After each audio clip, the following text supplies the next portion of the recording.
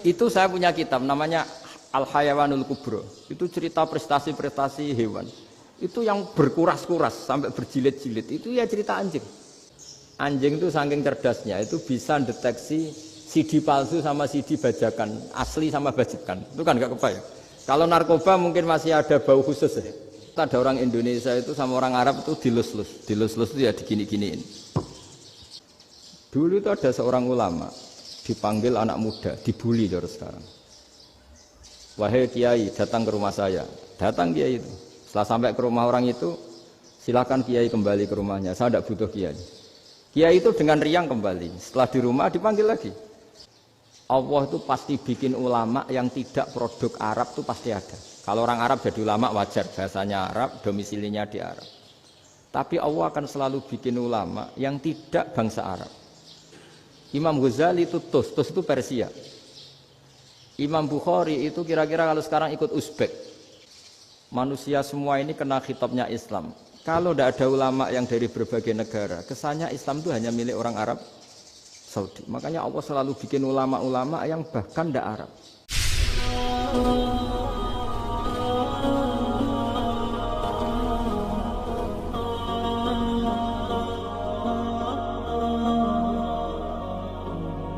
معنا نهج حياة جئنا تبصرة عن كل ضلال أعددنا بضع رسالات تحمل نورا للأجيال.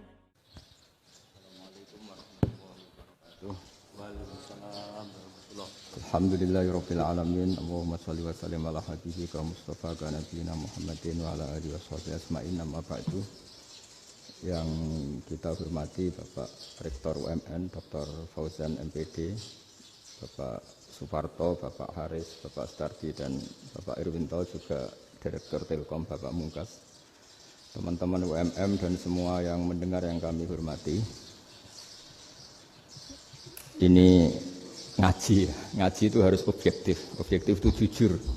Jadi bisa saja korbannya ayah saya, bisa rektornya, bisa semuanya, tapi korban dengan makna yang bagus. Karena di antara saran Al-Quran, Allah ngendikan kalau belajar atau mencari nasihat atau mencari kebaikan apa saja, itu diistilahkan walau ala anfusikum awil walidaini wal aqrabin, meskipun ketentuan itu merugikan kamu. Jadi ketentuan apapun yang merugikan kita, kita harus tetap kaji, meskipun itu tidak menguntungkan kita. Karena banyak problem, mulai dulu sebenarnya problem itu. Orang yang wakam da'in yadda'i annahu da'a ilallah, tapi hakikatnya yad'u ila nafsih. Jadi banyak da'i yang mengklaim dirinya mengajak ke Allah dan Rasul, tapi sebetulnya hakikatnya mengajak ke kelompoknya sendiri. Saya ini termasuk kiai yang masih orisinil. Maksudnya orisinil gini, suatu saat atau kapan saja saya kok sudah tidak laku jadi kiai, asal Islam jalan tetap senang. Karena nggak penting yang populer saya apa enggak, itu tidak penting. Yang penting agama ini tetap jalan. Sama, negara ini harus jalan siapapun presidennya. Ya, ini penting saya utarakan karena perbedaan antara nafsu dan komitmen beragama itu tipis sekali. Sehingga dulu pernah ada cerita, ini bukti keadilan Rasulullah SAW. Pernah suatu saat Nabi itu ngaji, yang ngaji seperti ini.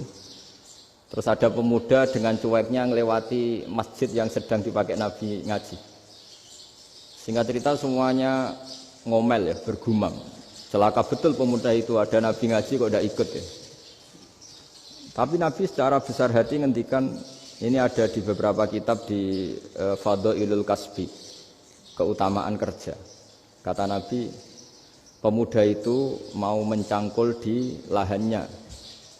Jika dia mencari nafkah untuk keluarganya, untuk kebaikannya, maka itu bagian dari ajaranku. Jadi Nabi berbesar hati bahwa kerja seperti itu bagian dari ajarannya. Jadi tidak harus datang ke majelis ngaji. Dan bisa saja yang sedang hadir itu ya orang yang hindari istrinya minta belanja, dari ngaji terus benar dituntut belanja kan gitu. Mungkin anak-anak UMM yang kesini daripada tengok-tengok yang Malang bosen jalan-jalan ke Rembang gitu. Nah, jadi nggak mesti benar juga niatnya gitu. Jadi ya sama itu. Jadi kalau di dunia kiai yang masih orisinil itu nafsu itu benar-benar dilatih. Maka masyhur dalam cerita ada orang perang sama Ali radhiyallahu anhu. Ketika perang ini sangat semangat.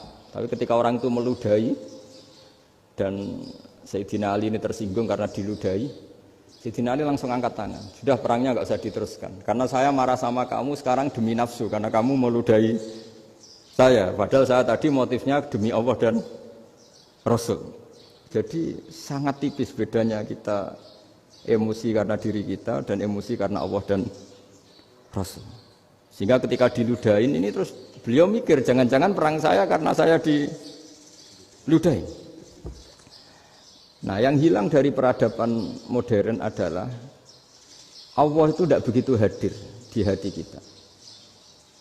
Saya sering cerita di mana-mana, teks hadis itu sebenarnya berbunyi gini, ini hadis sahih. Mangka na yu'minu billahi wal yaumil akhir falyukrim jarahu. Ada yang falyukrim jarahu dhaifahu, ada yang falyakul khairan aw liyasmut. Siapa yang iman dengan Allah dan Rasul maka harus memuliakan tetangganya, memuliakan tamunya. Dulu itu ada seorang ulama dipanggil anak muda, dibully dari sekarang. Wahai kiai, datang ke rumah saya. Datang kiai itu. Setelah sampai ke rumah orang itu, silakan kiai kembali ke rumahnya. Saya tidak butuh kiai. Kiai itu dengan riang kembali. Setelah di rumah dipanggil lagi. Pak Yai, silakan datang ke rumah saya. Datang lagi. Ya senyum-senyum kiainya santai. Wah, nggak jadi butuh Pak Yai. Silakan kembali lagi. Sampai 3 kali. Oh itu kalau rektor digitukan marah itu. Dosen marah. Kiainya santai. Santai, senyum-senyum, rileks. Ketika ditanya, kenapa Pak Yai tidak tersinggung? Jawabannya unik. Anak muda, saya ini senang sekali nuruti perintah Allah, disuruh menghormati tetangga. Sehingga ketika Anda manggil, ya saya datang. Ketika Anda nyuruh pulang, ya saya pulang. Saya senang sekali nyenangkan tonggo. Dan itu perintah Allah, jadi tidak ada hubungannya dengan kamu. Wah, pemudanya nangis minta dimaafin. Kalau kita kan enggak, kita ini dosen, kiai, mungkin kita doktor, mungkin kita profesor. Tapi kita ini sering didikte oleh orang bodoh. Kalau orang bodoh itu jengkel, lo kita ya jengkel.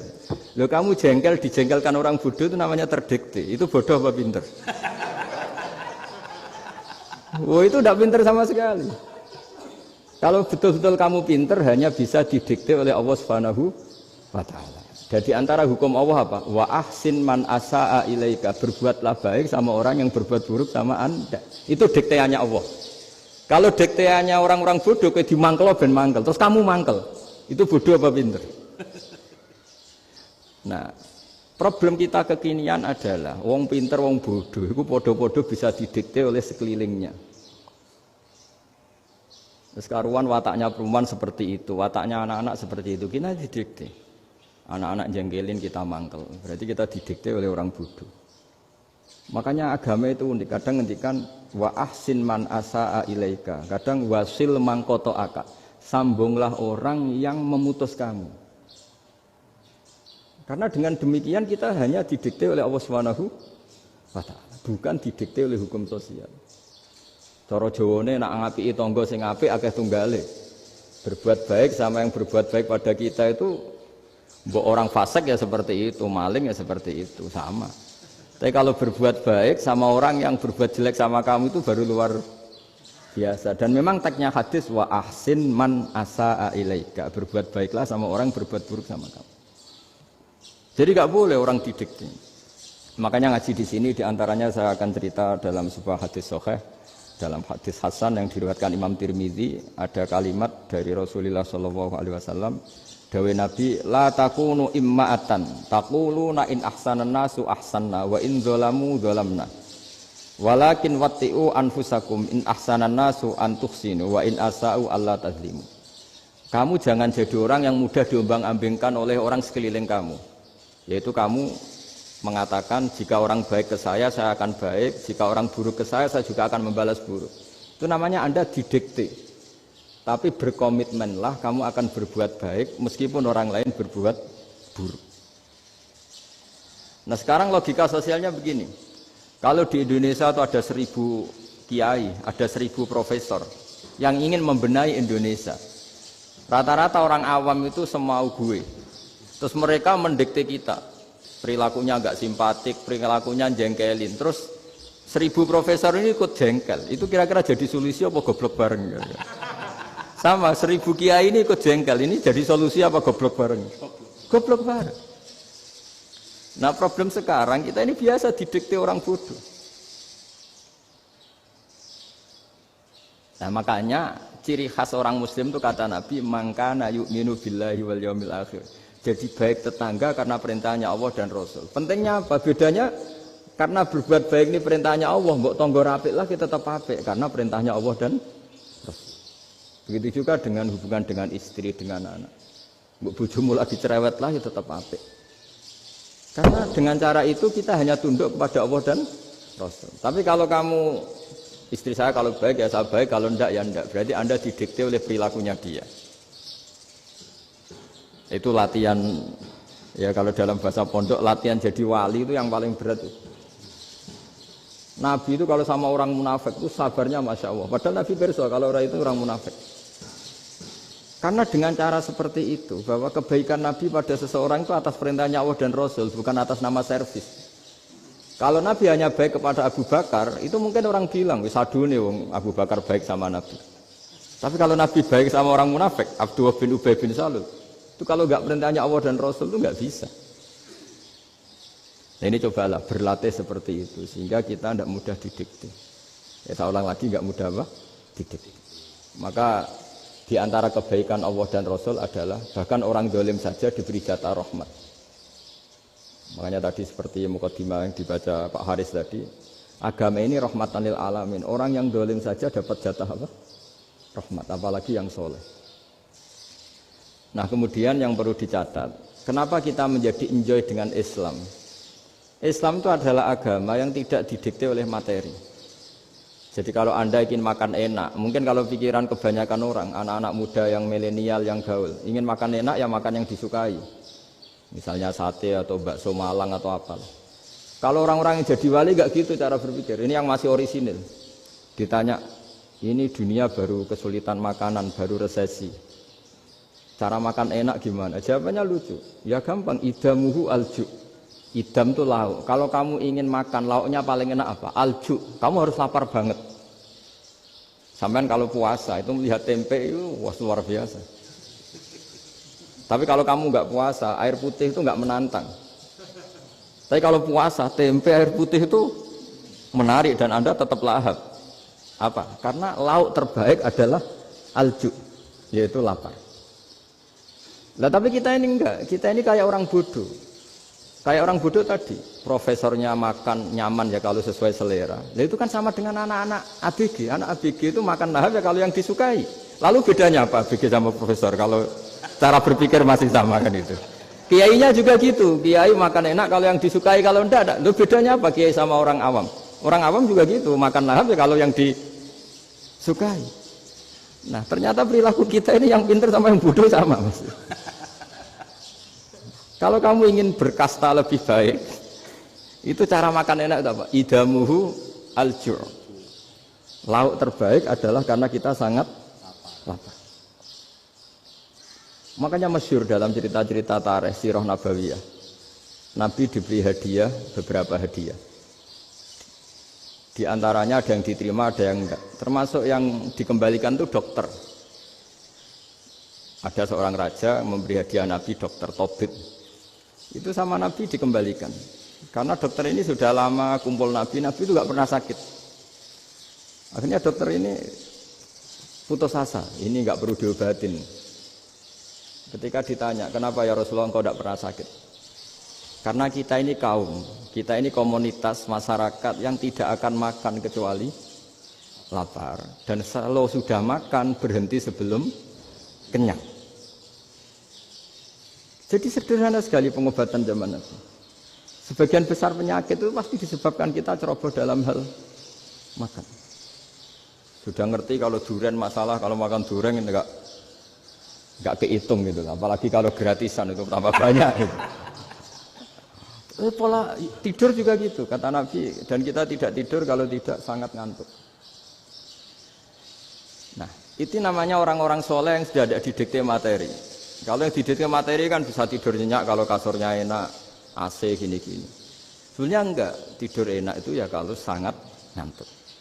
Mbok di gudang, mbok di bis, kalau sangat ngantuk ya semuanya ya enak. Sama, mbok lapar, mbok hanya tempe, tapi kalau sangat lapar itu ya enak.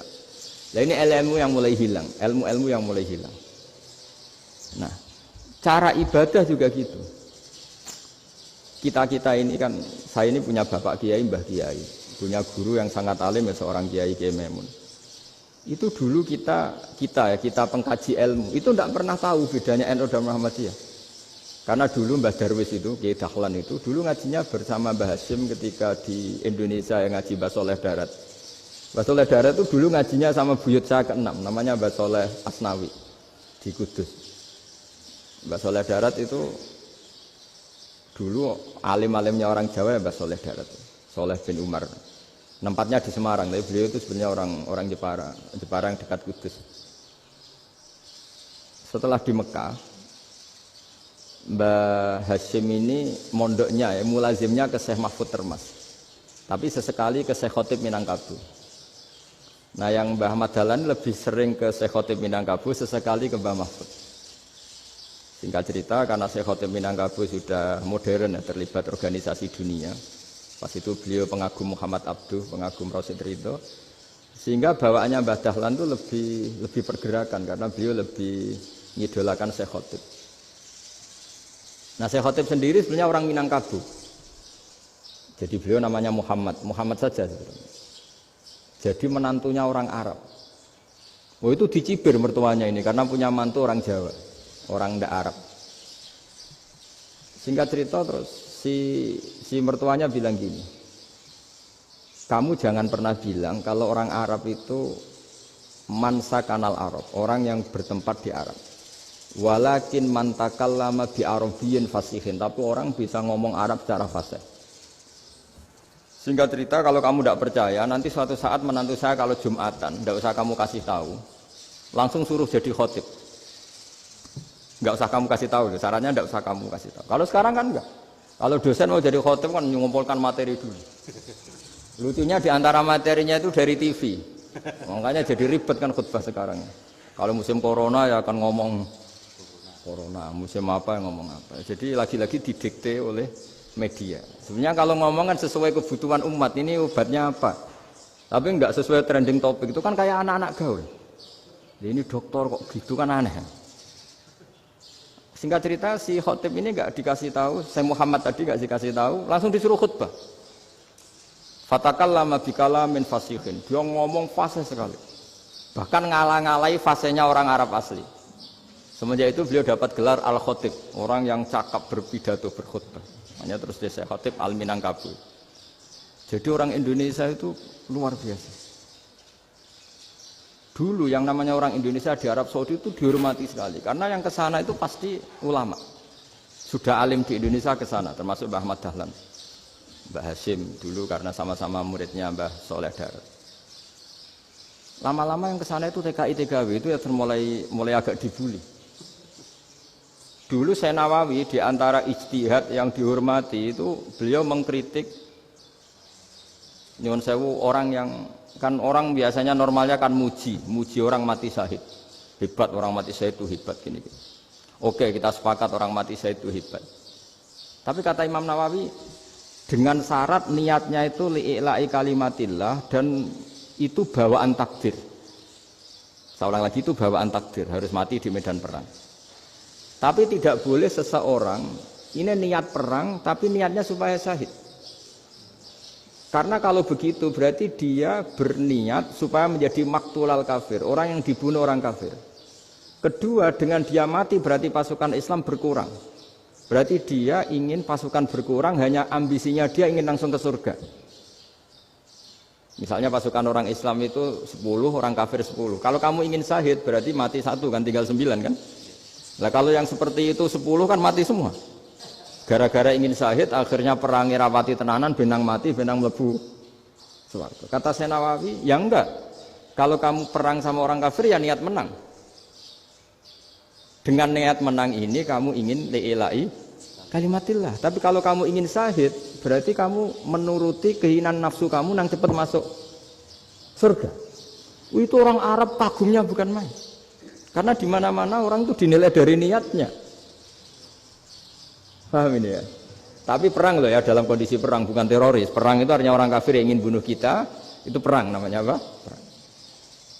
Dulu orang cerita syahid itu hanya pokoknya syahid itu hebat, pokoknya syahid itu hebat.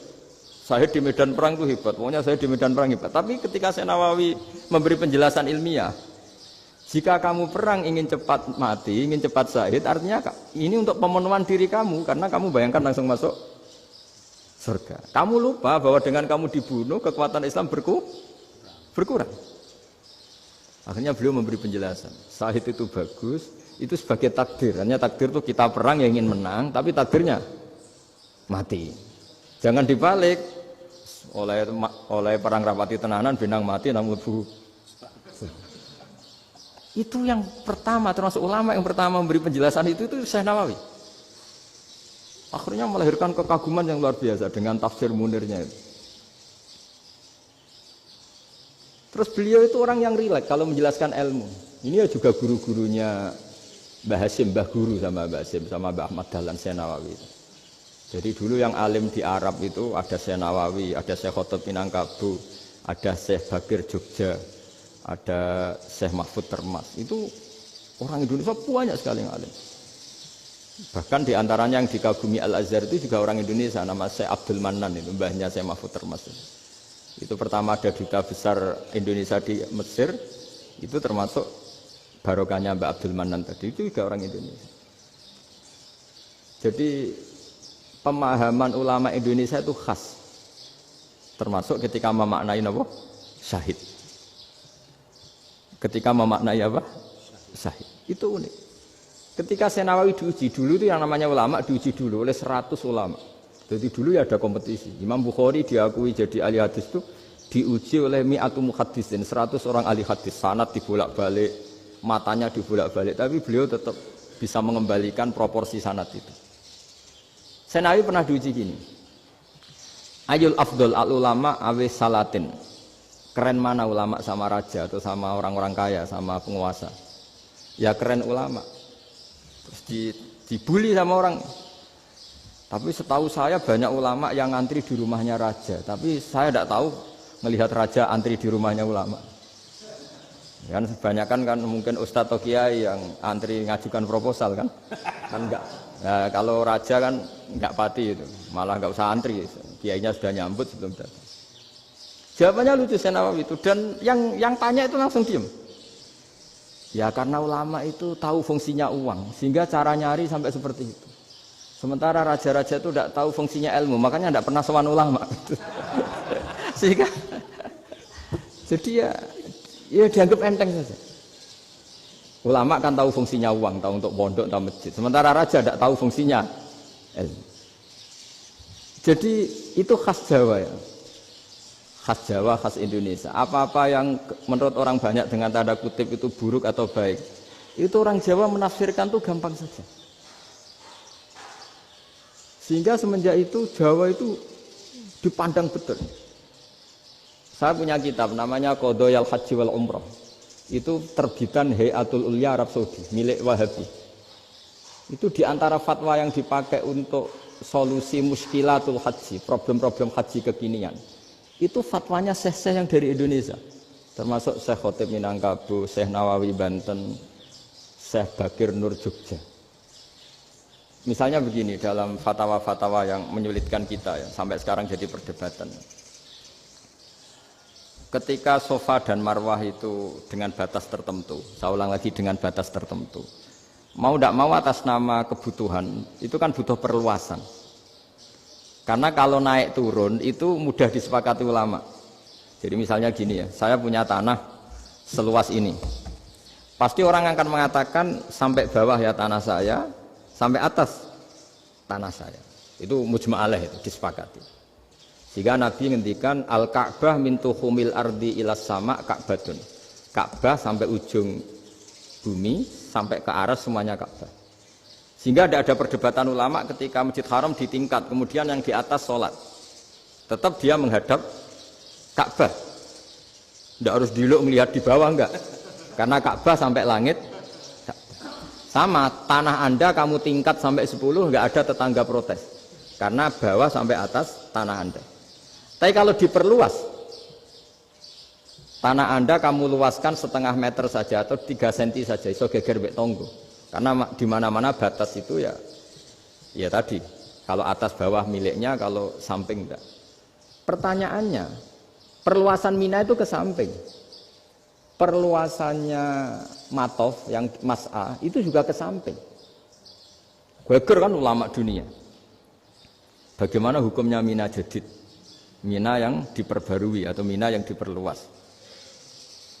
Itu diantara rujukan baik yang membolehkan maupun yang menentang. Itu ya Syekh Indonesia. Itu orisinal tuh. Saya punya kitab orisinal terbitan Hayatul Ulya, kira-kira ya kemenaknya Arab Saudi kalau di Indonesia itu. Itu yang dirujuk dawuh Syekh Nawawi, dawuh Syekh Khatib Minangkabau. Karena apa? Ada logika khas Jawa. Misalnya begini. Meskipun saya tidak perlu fatwa Mina Jadid sah apa enggak, memang jadi perkhilafan ulama. Misalnya kampung ini dinamai Mina. Pertanyaannya gini, tanah yang di samping ini bisa milik Anda apa enggak? Ya bisa Gus kalau dibeli atau dihibahkan. Berarti tanah di samping Anda menjadi milik Anda karena ada proses pengambil alian lewat beli maupun hibah. Nah masalahnya ini negara itu berhak menganeksasi atau memasukkan ini sebagai Mina. Itu ulama Jawa kalau ditanya, alasannya apa? Fa innal muttasila bis-syai' hukmu dzalika syai'. Karena yang gantet, yang mutasil itu bisa dihukumi seperti sesuatu itu. Jadi kalau ini Mina, ya yang gantet Mina ini ya bisa dikatakan Mina. Beda dengan membuat Mina Malang Mina, wah itu tidak bisa, tidak mutasil kan? Itu enteng sekali ulama Jawa. Satu ya tentu karena kebutuhan, tapi asal masih al-muttasilu bihi, yang masih tanah yang masih mutasil. Nah, ketika perluasan Mas'ah antara Sofa dan Marwah kan misalnya ini batas luasnya Sofa, ini batas luasnya Marwah. Lalu atas nama kebutuhan, Sofa Marwah itu sampai sini. Sampai agak meluas ke sini. Itu geger Arab Saudi. Wah, ini gimana? Padahal tawaf itu harus antara Gunung Sofa dan Gunung Marwah. Sa'i itu ya. Tapi kalau istilah Quran memang tawaf sama-sama. Makanya apa? Inna Sofa al-Marwata min sya'airillah faman hajjal baita wa i'tamara fala junaha alaihi ayyat tawafa. Nah, jadi kalau istilah sa'i di Quran itu masih tawaf. Karena harus ada, kalau bisa lah, bukan harus. Kalau bisa memang harus ada unsur muternya. Kita kalau sa'i kan dari sini Sofa sampai sini Marwah. Terus kan agak muter ke sini. Nah, kan agak membentuk lingkar. Nah, makanya Quran tetap mengistilahkan apa? Tawaf. Jadi bukan sini ke sini terus sini ke sini kan enggak, tapi sini sampai sini terus muter kan terus sini. Jadi antara setar dan selama ini prakteknya kan gitu ya. Sofa ngambil sini terus ke sini terus agak muter. Nah, karena ada unsur agak muter ini terus orang menyebut apa? Tawaf. Tapi itu bukan syarat sah, ini cerita ideal.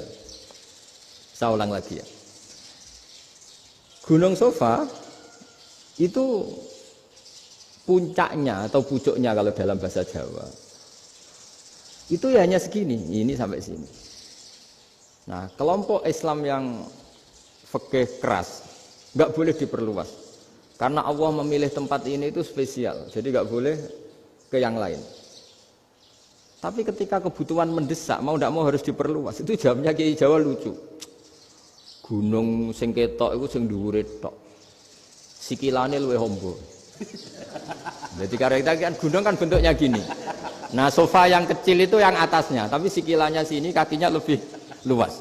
Jadi boleh perluasan asal tidak melebihi kakinya. Ya dihitung ya lebih luas. Jadi Kiai Jawa itu kayak wong delok gunung Penanggungan, kayak gunung Arjuna. Di mana-mana puncak gunung itu lebih kecil timbang kakinya. Artinya diperluas ini bukan berarti tidak di Sofa dan tidak di... Nah, itu khas Kiai Jawa. Jadi jangan kira orang Jawa itu tidak hebat sekali. Termasuk perkembangan hotel di Arab Saudi. Itu dulu sebelum ada hotel. Buyut saya kelima atau keenam dulu haji namanya Badur Rahman. Itu kalau mau ingin menghindari terik matahari itu masuk gua. Itu masuk gua itu hanya separuh badan, kakinya di luar. Jadi jangan bayangkan kalau gua di Indonesia kayak gua Akbar di Tuban orang bisa masuk jalan-jalan, enggak. Gua di Arab itu kayak cepitan batu tidak sampai masuk. Sehingga kepalanya dimasukkan, kakinya masih kena matahari. Saking panasnya Arab Saudi. Sehingga dalam bayangan hijrah ketika Nabi bersembunyi di gua Sur, itu kata Abu Bakar, kalau orang kafir melihat kakinya pasti melihat kita karena nggak bisa masuk penuh. Jadi orang itu mau dempes tok. Sehingga ya kira-kira luasnya gua paling segini. Makanya guyonannya kiai-kiai itu untung nggak kayak gua Indonesia. Kalau kayak gua Indonesia laba-labanya capek karena luas sekali. Jadi jangan bayangkan gua Arab tuh kayak gua Indonesia. Makanya bayangannya andai kan orang itu melihat ke bawah pasti melihat kita karena orangnya nggak bisa masuk penuh, nggak bisa masuk 100%. Ya kayak cepitan batu lah mirip. Itu kan mirip Gunung Uhud. Gunung Uhud kata Rasulullah nanti kalau kamu perang itu di atas, menang atau kalah di atas. Musuh biar di bawah. Dengan di atas kamu bisa manah. Jangan bayangkan kayak Gunung Merapi, kayak Gunung Penanggungan. Lah kalau Gunung Penanggungan mana ke bawah yang layang kan? Jadi gunung di Arab itu kayak bukit. Ya sampean pernah kan ke Uhud itu ya sama ini aja tinggi ini kan? Lah ini yang mulai ada mis. Makanya nerjemah itu susah di Indonesia. Karena jabal itu udah harus tinggi. Kalau tinggi nggak bisa manah dari atas ke bawah kan nggak ngefek kan? Sampean kalau ke Uhud gunungnya kan pendek sekali sehingga yang mana dari atas ke bawah ya kalau kena musuh ya celaka karena memang dekat. Ya kalau gunung Indonesia mana dari atas ke bawah yang ngelayang nggak ngefek. Nah itu susahnya nerjemah bahasa Arab ke kita. Jadi transkrip itu nggak gampang karena ada pengertian yang beda. Kita kalau bilang gunung itu tinggi sekali. Sampai banyak mahasiswa tersesat ya saking tingginya. Kalau orang naik Uhud gak akan tersesat, wong ketok dari bawah itu. Nah ini pentingnya ngaji ya. Jadi akhirnya ulama-ulama Indonesia itu dipakai rujukan. Jadi mulai Mbah Hasyim, Mbah Ahmad Dahlan sampai era buyut-buyut itu masih orang alim. Lama-lama yang di Indonesia ini orang-orang yang bodoh. Sehingga orang Jawa kalau ke sana dibully, ya Jawa tak kuluh kaya. Orang Jawa itu penggaweannya itu makan ular. Karena belut itu kalau di kamus itu persis ular. Dulu itu kan kamus tidak full color. Gara-gara gak full color, gambar belut sama ular itu sama. Belut itu belut sama ular kalau nggak full color gambarnya sama apa enggak? Sama. Terus orang Jawa itu kan masih banyak yang makan bajing itu apa? Ketupai. Bajing kalau digambar tidak full color sama dengan tikus. Gambar yang tidak warna hitam putih. Sehingga kita ini dibully pemakan tikus dan pemakan ular. Karena belut itu persis ular kalau digambar yang tidak full color. Sampai datang Syekhona Khalil, datang ulama. Ngarang kitab ya judulnya Al-Belut. Karena enggak terima bangsanya dinyek makan apa? Ular. Terus dikarang. Wal belut hayawanun bakhriyun, terus ya isu fi kadza wa kadza, itu beda dengan al hayyah. Itu diterangkan. Mulai bisa nerima. Terus sistem hotel juga gitu. Sampai tanyakan dalam sejarah dulu orang Sedayu ada namanya Syekh Mukhtar. Syekh Mukhtar bukan bikin rumah besar yang siapapun orang Indonesia haji itu nempat di sana. Nah ini yang menginspirasi akhirnya ada hotel. Dulu Syekh Mukhtar hanya menyediakan untuk hujat-hujat Indonesia. Lama-lama jadi hotel. Nggak mau saya mau cerita. Kata Mbah Mun sering cerita. Kenapa wa ma arsalnaka illa rahmatan lil alamin, kata Mbah Mun.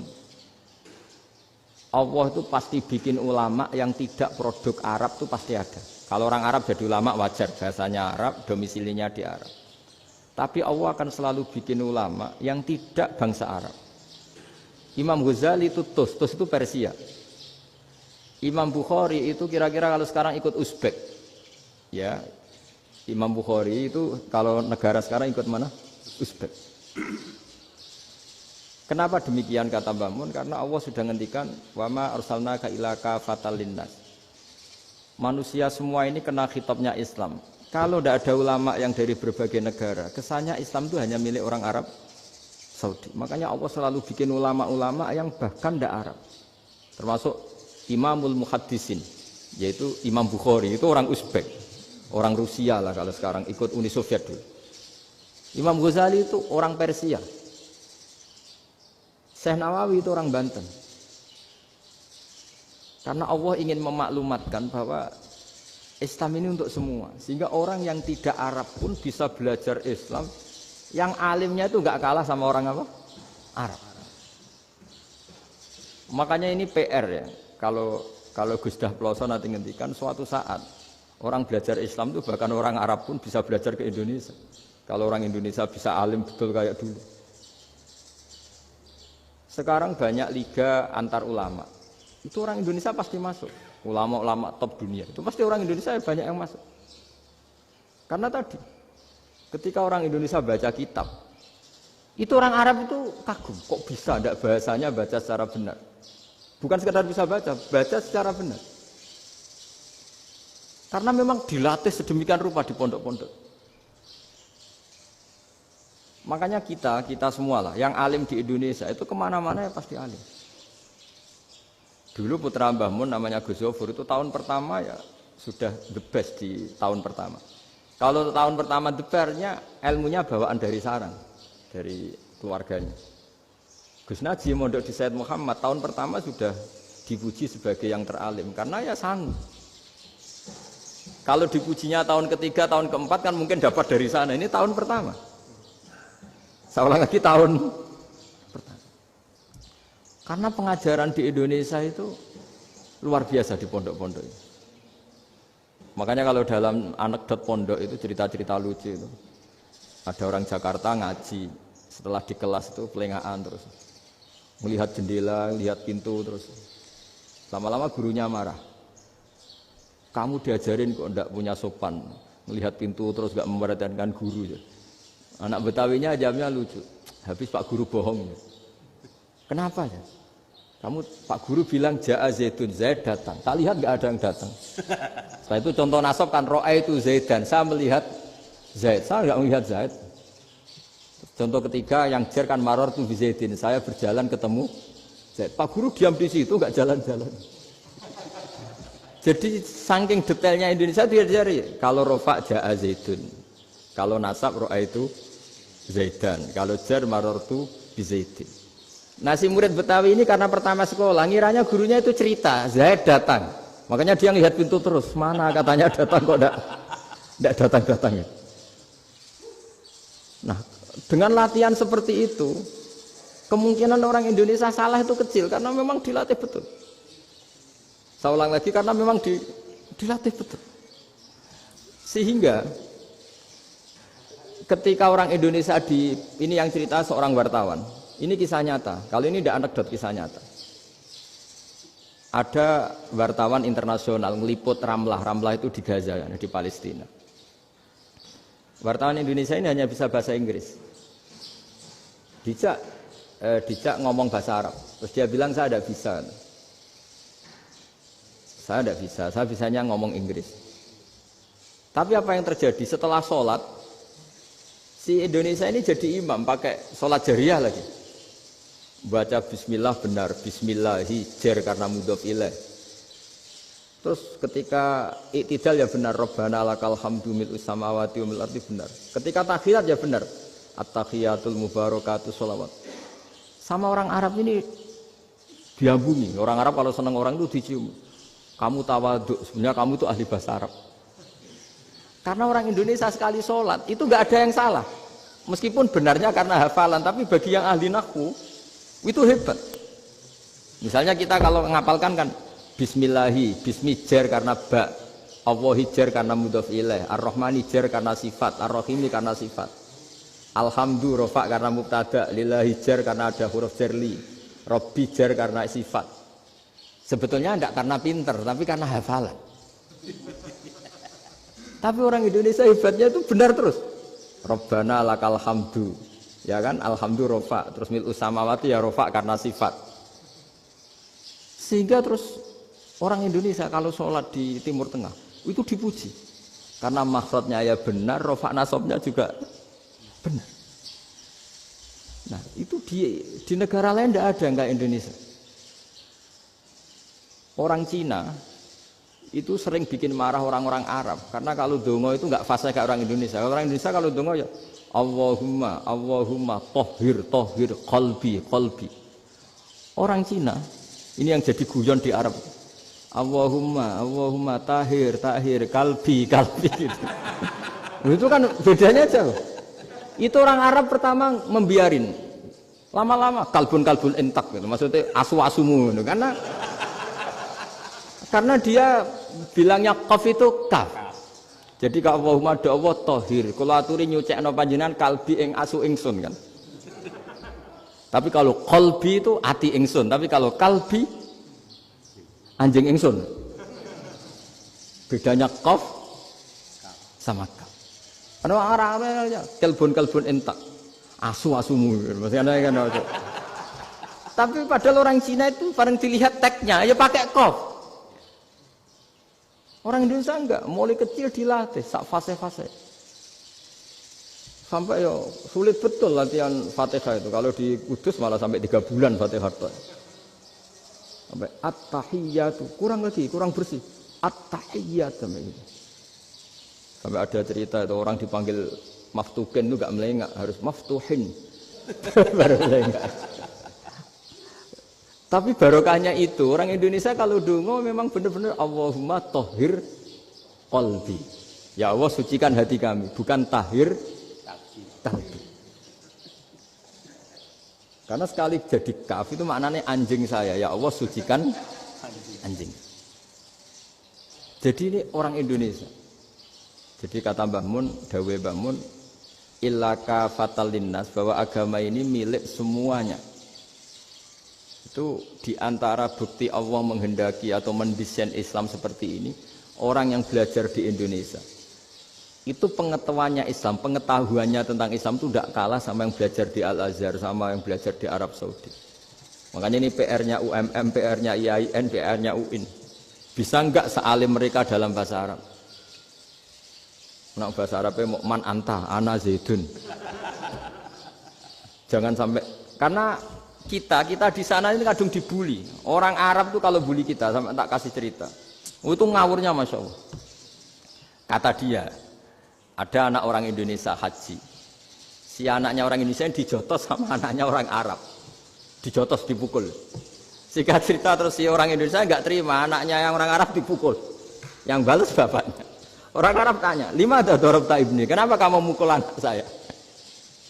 Itu orang Indonesia bahasa, wah aku biasa. Jadi hanya bilang gitu.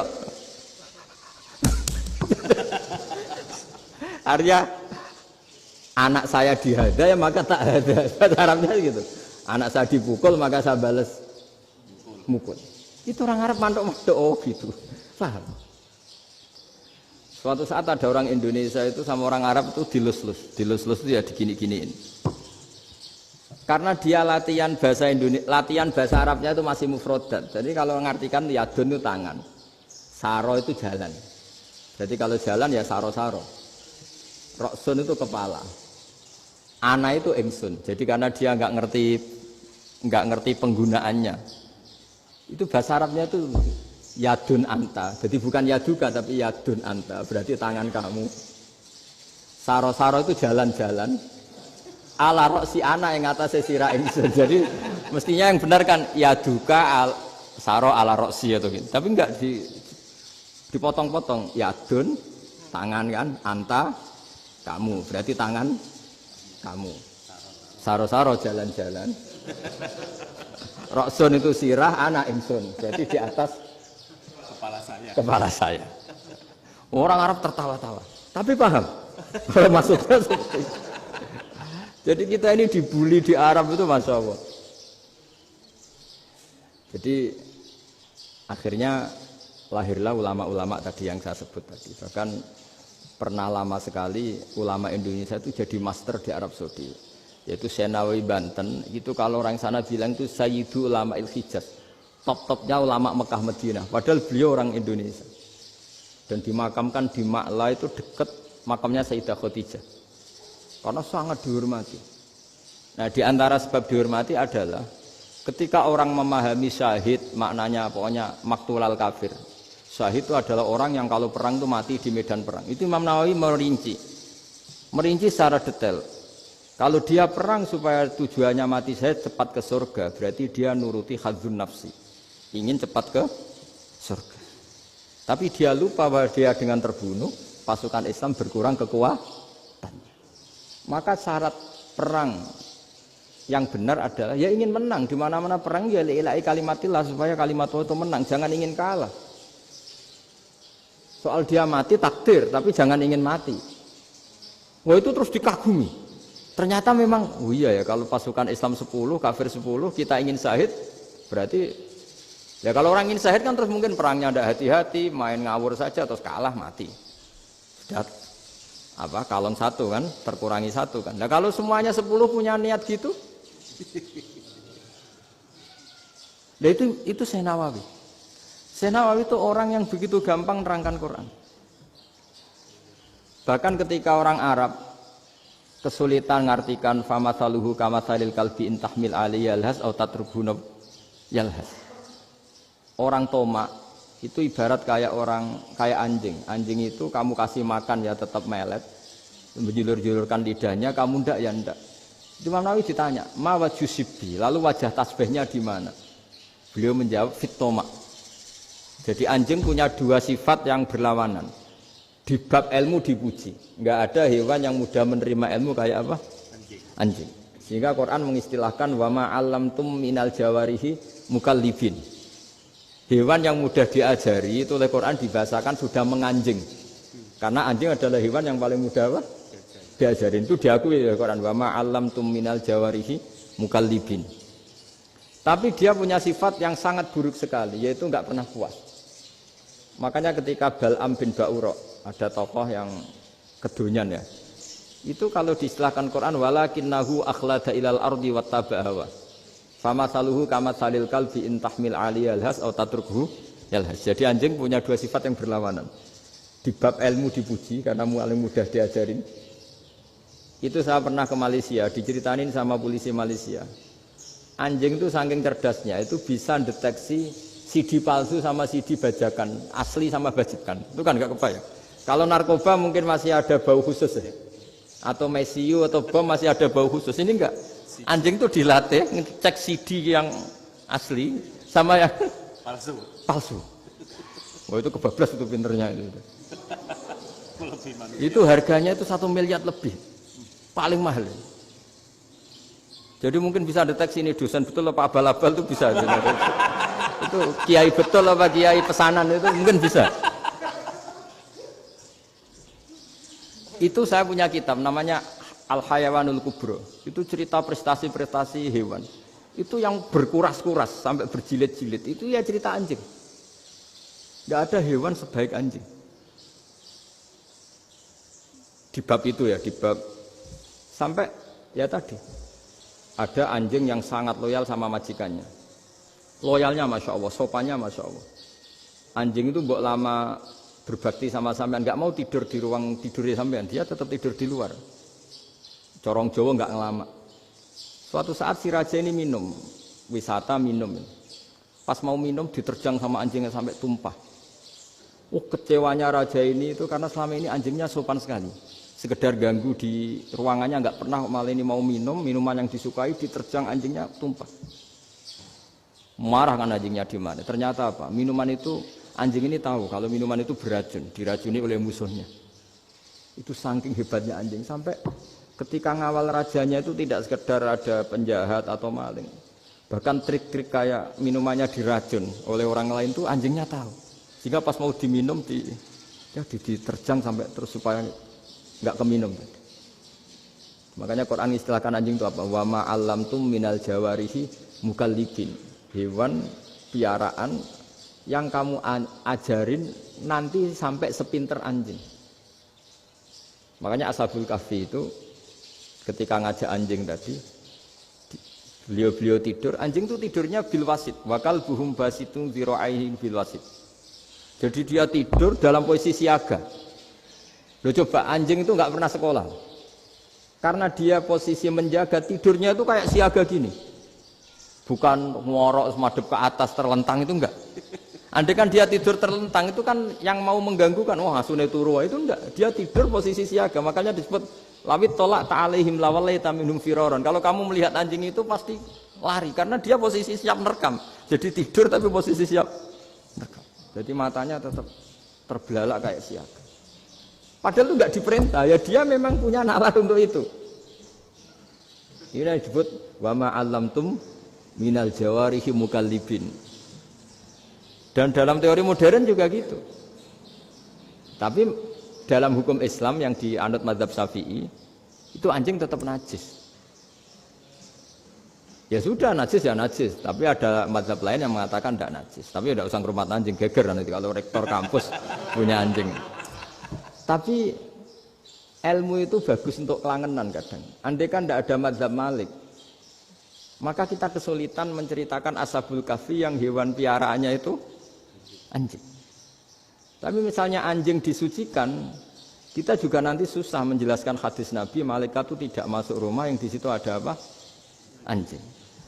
Maka ilmu itu, makanya kata Imam Sa'roni, sebagian ilmu itu memang kelangenan, tapi nggak boleh jadi praktek. Tapi harus ada. Misalnya begini, contoh paling gampang.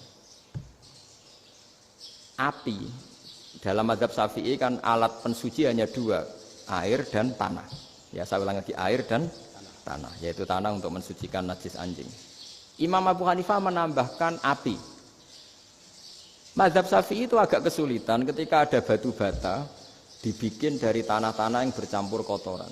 Mazhab Syafi'i akan kesulitan karena di situ ada najis yang jadi materinya bata. Hukumnya gimana kalau nanti dipakai masjid?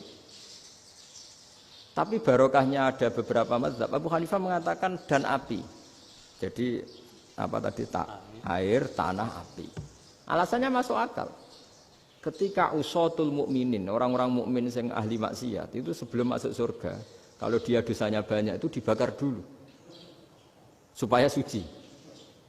Emas itu untuk memisahkan dengan materi lain juga harus dibakar.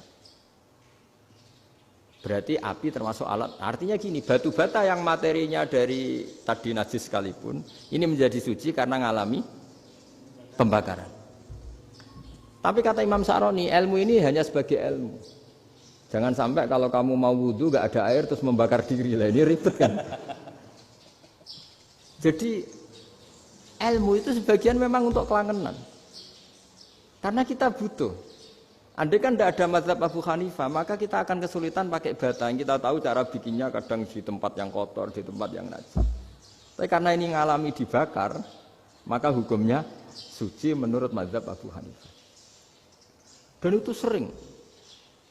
Ulama itu sampai apa? Saya punya kitab fikih namanya Fardul Masail. Pengandaian ada masalah. Jadi masalah itu belum terjadi tapi diandaikan. Misalnya kayak di Texas. Bumi itu bulat bola.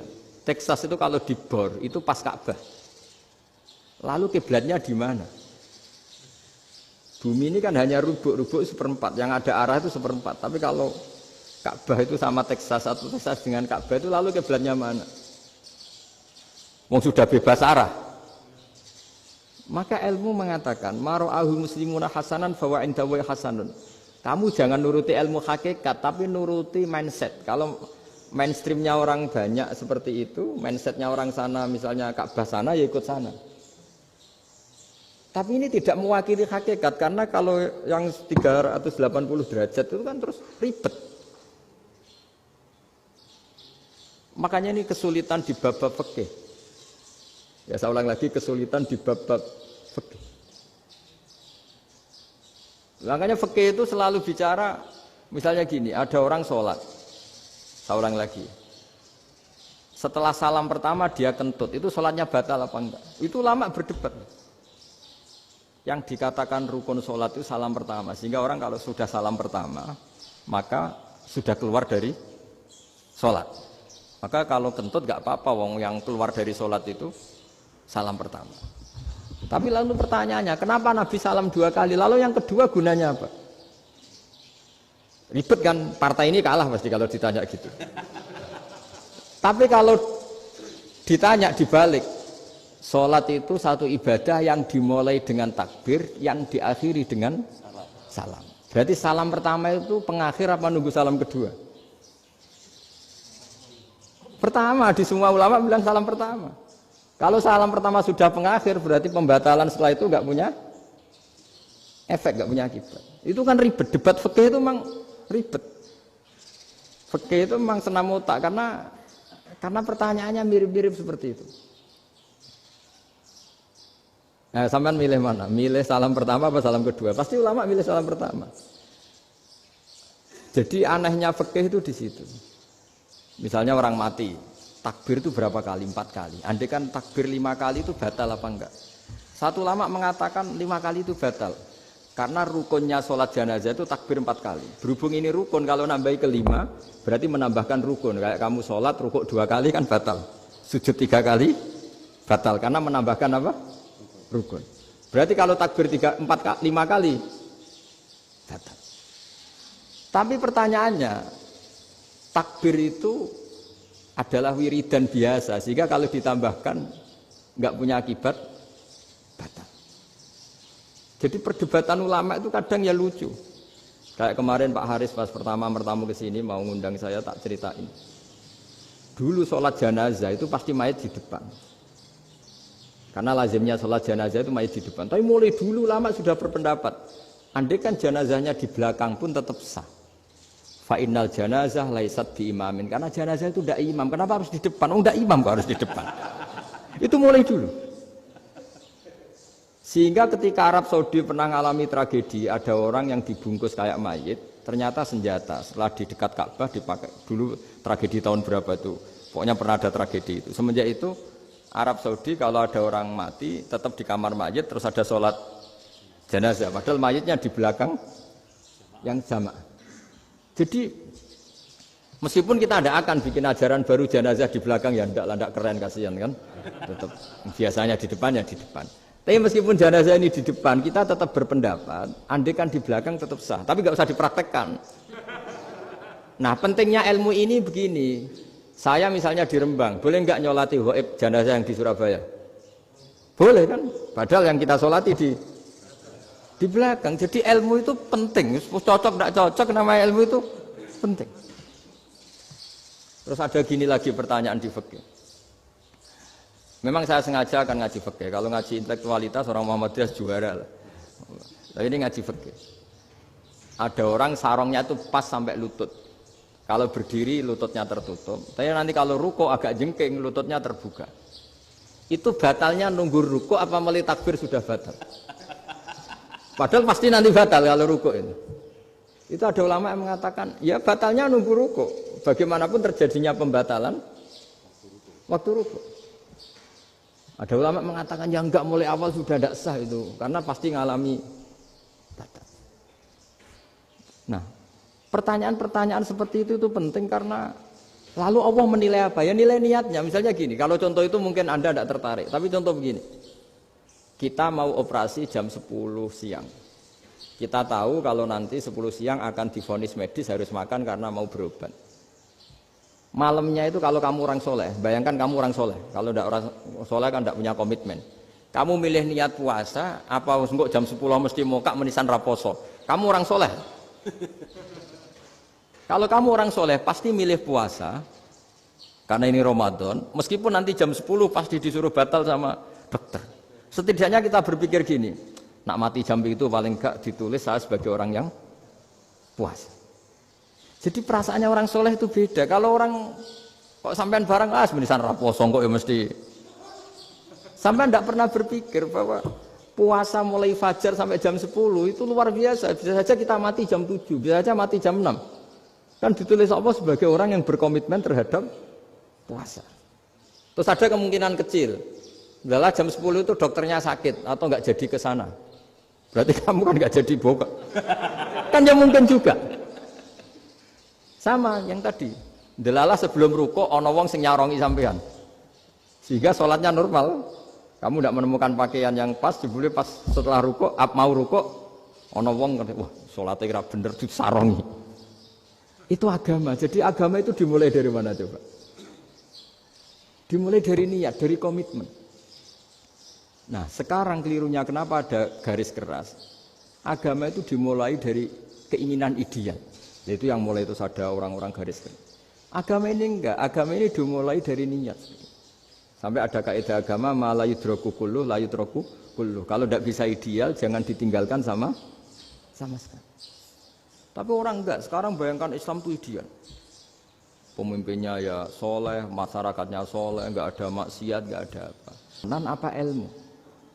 Kalau secara ilmu mulai dulu ya ada orang dolim, ada orang soleh. Nabi kurang baiknya. Di angkatan itu ya ada orang munafik. Sehingga ulama itu sudah berpendapat ideal itu piye. Zaman Nabi saja ada orang apa? Munafik. Itu ilmu. Kalau nuruti kelangenan, inginnya dunia ya steril, nggak ada maksiat, nggak ada. Dan agama itu diciptakan Allah itu memang unik. Calon Nabi misalnya, Nabi Musa itu sing rumat Fir'aun. Ketika Nabi Muhammad lahir, sing ribet manitia ini Abu Lahab. Orang dosen UMF. Coba. Karena Allah ingin memaklumatkan ke kita bahwa agama ini akan hidup di kondisi apapun. Asia, istrinya Fir'aun, itu termasuk mukminah yang dipuji Quran. Padahal dia bukan istrinya pengurus NU atau pengurus Muhammadiyah. Istrinya Fir'aun. Tapi itu pelajaran bagi kita bahwa orang-orang baik itu tidak harus di lingkungan yang baik. Masjid paling makmur itu kadang di dunia mungkin, ya jangan bakas Mekah Medina itu karuan. Mungkin di antara masjid yang makmur justru yang di Kanada, di Amerika mungkin. Karena merasa minoritas itu perpustakaannya ada, kajiannya ada. Tapi banyak masjid di daerah pesantren yang malah sepi.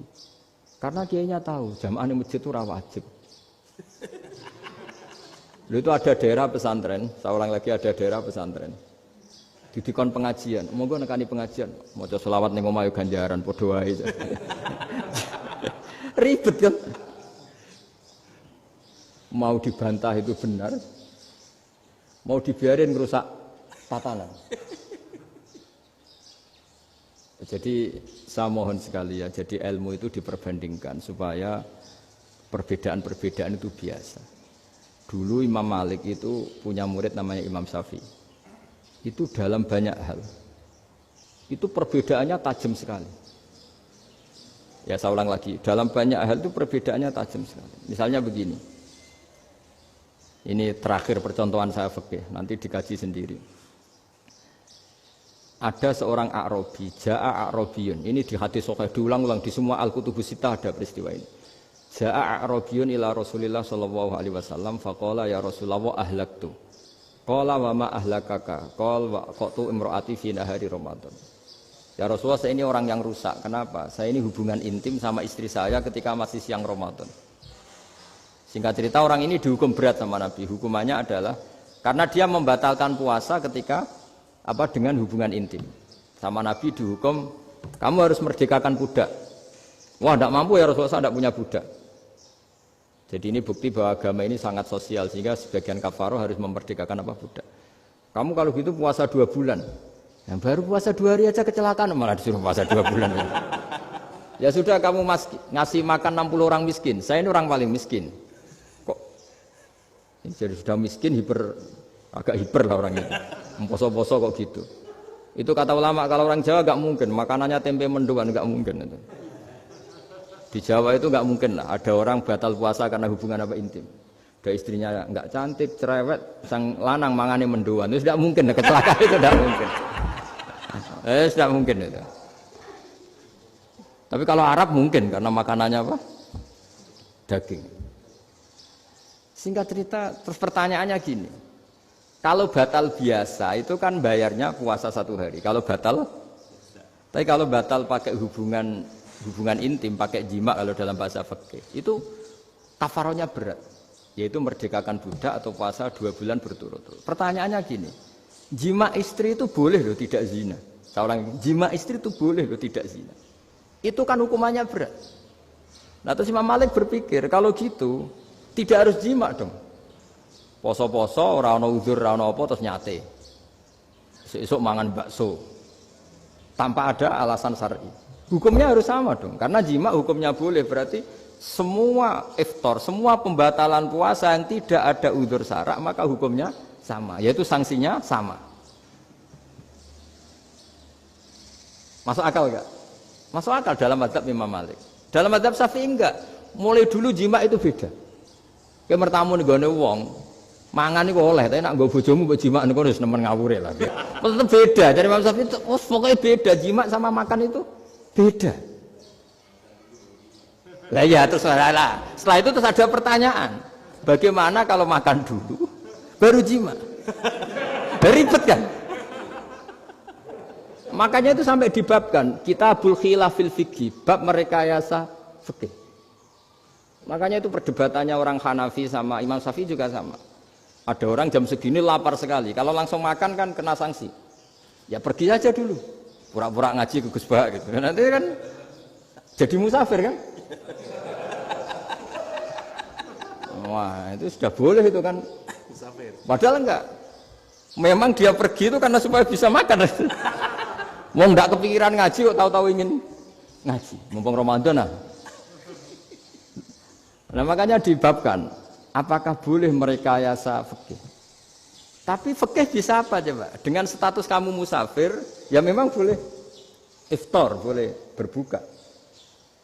Lah itu terjadi terus perdebatan ulama menyangkut fikih. Karena memang masalah furu'iyah. Sehingga termasuk perdebatan kita dalam perilaku. Misalnya adat orang NU kalau habis salam itu menghadap ke kiblat karena arah terbaik itu kiblat. Tapi sebagian orang Muhammadiyah atau mungkin semuanya menghadap ke makmum. Itu memang teks hadisnya itu kita yang meneliti hadis itu semua syarah itu berdebat. Nabi memuji kiblat itu arah terbaik, oke. Tapi di bab itu Nabi itu aqbala alaina, menghadap ke kita. Lalu pertanyaannya, kenapa menghadap ke kita? Ada mengatakan karena Nabi memang punya tradisi kadang ngendikan. Ya tentu dulu istilahnya tidak kultum, nggak ada istilah itu dulu. 7 menit itu nggak ada. Tapi ada ulama yang analisis begini, termasuk kitab Fathul Bari. Nabi itu tokoh sentral, taruh lagi Nabi itu tokoh sentral. Ini kata kitab Fathul Bari, bukan kata saya. Nah orang-orang yang imamu qaumi, orang-orang yang jadi imam di daerah masing-masing, tetap kalau sholat itu ikut Nabi. Ikut Nabi setelah salam langsung pulang. Jadi sebetulnya salam langsung pulang itu ya ada sejarahnya karena dia mau jadi imam di daerahnya. Nah, tidak kebayang kalau Nabi itu madhep kiblat. Kalau Nabi madhep kiblat, orang yang masbuk yang barusan datang pasti langsung usolli misalnya fardhu isya'i misalnya. Terus makmum Nabi, padahal Nabi sholatnya sudah selesai. Jadi intinya gini kata Fathul Bari. Imam setelah salam itu harus bikin gerakan atau omongan atau apa saja yang menunjukkan kalau sholatnya selesai. Di antara gerakan itu adalah beliau harus menghadap ke hadirin atau menghadap ke utara. Atau apa saja yang penting menunjukkan kalau sholat ini sudah selesai. Itu fikih. Jadi fikih itu cara menganalisis itu memang unik. Karena kalau Nabi tetap seperti itu, posisi pancet seperti itu, maka orang yang baru datang mengira Nabi masih sholat. Nah, pertanyaannya kalau mereka sudah takbir, malah sholatnya tidak sah. Kenapa tidak sah? Menggantungkan sholat atau mengikatkan sholatnya dengan orang yang sudah tidak sholat. Jadi menjadikan orang yang nggak sholat sebagai imamnya kan nggak boleh. Maka Nabi harus memaklumatkan dengan gerakan itu bahwa beliau sudah tidak sholat. Karena orang datang dari berbagai daerah. Jadi nganalisis fikih, fiqhul hadis namanya. Itu ulama itu mau tidak mau debat. Karena pertanyaannya itu kenapa? Ya memang mau apa? Karena yang namanya sosial itu yahtamilu muhtamilatin, ada sekian kemungkinan. Makanya dalam madhab istimbat itu, ketika Nabi sedekah pakai tamer, pakai kurma, itu ulama mesti ngitungnya tuh kut. Kut itu makanan pokok. Sehingga Imam Syafi'i mengatakan kalau di Indonesia pakai beras misalnya, karena kutil balat Indonesia itu beras. Oke, Imam Syafi'i mainstream. Tapi ketika era Yusuf Qaradawi di Al-Azhar di Mesir sana, ulama-ulama mulai usil. Sama sih ingat Mbah Mun sering gojlokan, lah iya petani gabah, petani padi wis melarat wajib zakat. Petani cengkeh, kakao, sugih-sugih ra wajib zakat hanya karena yang ditanam tidak makanan pokok. Jadi mulai ada ulama mulai gerah lah, kalau bahasa politiknya mulai gerah. Yang petani miskin gara-gara yang ditanam padi wajib zakat. Yang orang-orang di sana misalnya di Sulawesi karena tanamannya kakao atau cengkeh tidak wajib zakat karena bentuknya tidak makanan pokok. Geger kan di Al-Azhar geger. Akhirnya hampir semua ulama berpendapat ya sudah sekarang ketika Nabi menzakati makanan pokok itu jangan dihitung sebagai makanan pokok. Wa mimma akhrajna lakum minal ard. Apa saja, ma itu apa saja.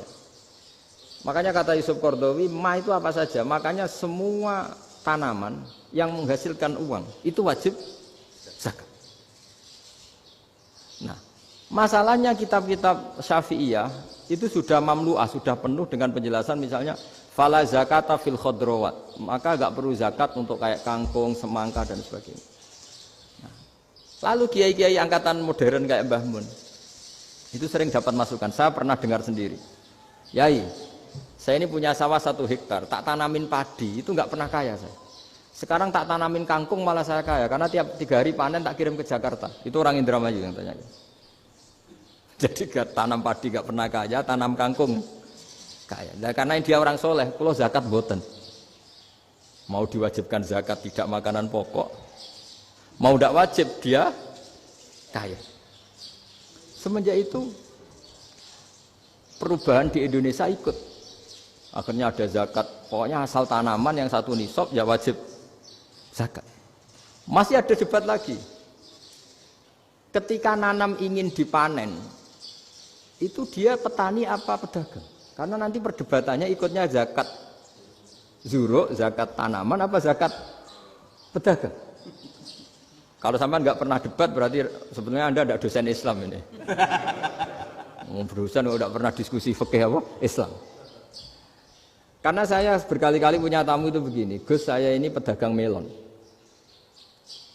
Tapi dia penanam melon. Jadi pedagang yang agak ingin badi banyak itu caranya gini Pak Rektor. Saya misalnya pedagang melon. Daripada saya kulak di pasar atau dari petani sudah mahal. Nyewa tanah sekian hektar terus ditanami melon. Setelah berhasil ini dia zakatnya tanaman apa zakat pedagang? Karena dia nanam itu mentalnya sudah pedagang. Padahal nanti zakatnya beda kan? Yang 1,2% yang satu rubul usur sama nisul usur sama usur. 1/10 sama 1/20. Kalau zakatnya zuruk kan 1/10 atau 1/20. Yang satu rubul usur, kira-kira 2,5.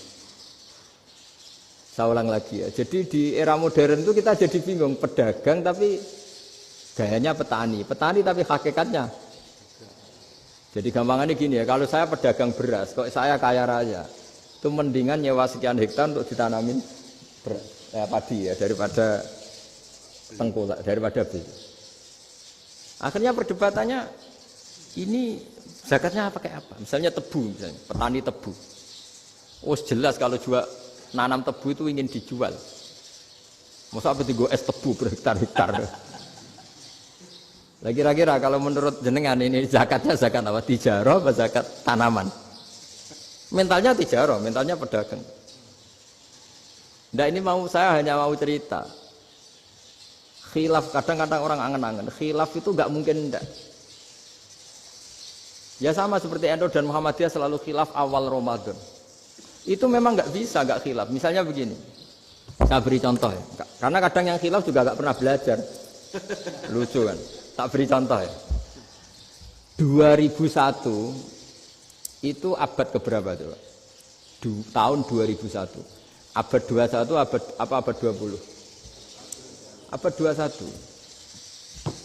Jadi meskipun terpaut 1 tahun, padahal abad itu 100 tahun. Nah, pikirannya orang-orang Muhammadiyah seperti itu. Hilal kalau sudah melewati garis ufuk, meskipun setengah derajat atau 1 derajat itu sudah ikut bulan berikutnya. Sehingga ya sudah meskipun sekian derajat sudah dianggap Ramadan. Nah pikirannya orang NU enggak. Harus ru'yah bil fi'li. Itu sebetulnya lagi-lagi sebenarnya enggak masalah NU dan Muhammadiyah, itu di kitab-kitab ya seperti itu. Kita ini enggak biasa goblok ya. Artinya kita yang keluarga kiai tahunya kunut mazhab Hanafi, enggak kunut mazhab Syafi'i. Tapi tahu-tahu ini mazhab NU, ini mazhab itu aneh itu menurut kita ini anggap apa? Mana ada Muhammadiyah jadi mustahid, mana ada NU jadi mustahid. Jadi sebetulnya orang tahu semua lah kalau Abu Hanifah itu tidak kunut, Imam Syafi'i itu kunut. Imam Syafi'i pernah main di masjidnya Abu Hanifah ya tidak kunut, ditanya kenapa tidak kunut? Jenengan itu presiden kunut, tidak sanggup mati Abu Hanifah, dulu ya biasa aja. Sekarang geger, ya karena tidak punya kegiatan. Sebenarnya itu nggak masalah, mulai dulu biasa. Saat teruskan ya. Nah, menurut mayoritas ulama nunggu ru'yah bil fi'li. Ru'yah bil fi'li itu gini. Mata telanjang bisa melihat karena agama ini menggantungkan perintah itu sama melihat. Kalau kamu tidak melihat itu bagaimana kena hukum? Ibaratnya gini, Pak Rektor datang ke rumah saya tapi saya nggak tahu. Kena nggak saya hukum harus menghormati? Dia datang nggak sembunyi-sembunyi. Saya kena hukum harus menghormati ya kalau melihat, kalau enggak ya enggak. Tapi Pak Rektor tetap bilang, tapi saya hakikatnya datang, jadi saya datang saja. Itu kan ribet. Akhirnya ya sudah, itu enggak ada khilaf sampai mati ada khilaf karena yang satu menggantungkan hukum itu digantungkan sama tahu. Kalau enggak tahu ya, misalnya baju saya ini hakikatnya ada najis, pas sholat saya enggak tahu. Sholat saya sah apa enggak? Sah. Karena hakikatnya, ya memang saya enggak tahu. Tapi hakikatnya ada najis apa enggak? Ada. Ya sudah, itu sama-sama masuk akal. Ada lagi khilaf yang senam otak. Fasyamu salasati ayamin fil haji wa sab'atin idza raja'tum. Singkat cerita ada satu pelanggaran haji yang kata Allah kafarohnya itu puasa 3 hari sama 7 ketika kamu pulang, idza raja'tum, ketika kamu pulang. Dalam mazhab Syafi'i yang namanya pulang itu yang haji sudah sampai rumah. Di mana-mana pulang itu ya sampai rumah. Dalam mazhab Abu Hanifah enggak, ketika orang sudah balik kanan dari Arab Saudi, dari Mekah, ya namanya sudah pulang. Misalnya gini, ini Pak Rektor pamit saya, Pak Haris. Gus, Pak Haris mana? Ya sudah pulang kata saya, padahal sampai pandangan sampai depan. Tapi bagi keluarganya belum pulang. Lalu idza raja'tum ketika pulang itu bahasanya siapa? Bahasa istrinya apa bahasa yang ditamoni? Kamu ditamoni orang, terus tamunya mana? Sudah pulang. Tapi tanyakan istrinya, belum pulang. Khilaf-khilaf gini kok jadi geger itu kan goblok banget maksud saya itu. Jadi biasa, gini itu biasa. Jadi ya karena memang ini bukan masalah akidah, ini masalah furu'iyah, masalah fikih itu masalah furu'iyah. Mau tidak mau harus beda. Misalnya di sholat juga gitu. Wa ayyuku udin ko adal musolli sokat sholatu. Duduk dengan gaya apapun itu sholatnya sah. Jika sampean kalau haji atau umroh, orang Arab itu jenenge duduk ngenak awak di kursi. Duduk sopan ya hanya orang Indonesia loh. Kalau sholat itu masih duduk ala orang tahiyat. Kalau sampean di Mekah, duduknya pakai apa coba? Kursi ya? Oh enak sholat duduk. Karena memang takbirnya di fikih dengan duduk gaya apa saja sah. Makanya sengenak awak duduk di kursi. Ribet kan? Mau tidak disahkan itu namanya duduk. Mau disahkan masa iya sowan Allah kok duduk santai-santai gitu. Tapi mau apa? Ini fikih. Ya sekarang lagi ini fikih. Fikih itu ya sudah ini fikih. Makanya kalau ulama berdebat misalnya Abu Hanifah berpendapat sholat itu wajib baca Fatihah apa asal Quran. Dalam mainstreamnya ya Fatihah karena la sholata liman lam yaqra bi Fatihatil kitab. Tapi cara Abu Hanifah enggak. Faqra'u ma tayassara minal Quran. Bacalah apa saja yang mudah bagi kamu. Asal itu Quran. Sementing gak gending Jawa, gak nyanyi lah gitu. Ya sudah mau apa coba? Jadi ya susah memang kalau fikih itu ya sudah seperti itu. Ada lagi yang masih ekstrim misalnya. Yang namanya menyembelih hewan itu gimana coba? Dari hidup ke mati, apa pasti mati disembelih? Cara mazhab Imam Syafi'i yang namanya menyembelih itu penyembelian harus menjadi sebab kematian. Itu yang sah. Saya lagi, penyembelian menjadi sebab kematian yang syar'i. Sehingga beliau mensyaratkan hewan yang disembelih ini masih punya hayatun mustaqirrah, punya kehidupan yang normal. Sehingga kalau nggak disembelih ya hidup. Sehingga kalau ada hewan ketabrak truk kejet-kejet, mesti mati ini buat sembelih. Itu nggak sah, karena nggak usah disembelih ya wes mati kan. Karena ini hanya nunggu koordinasi Israel kan, dia kejet-kejet itu kan prosedur itu. Tapi tidak disembelih pun mati. Tapi cara mazhab Malik enggak.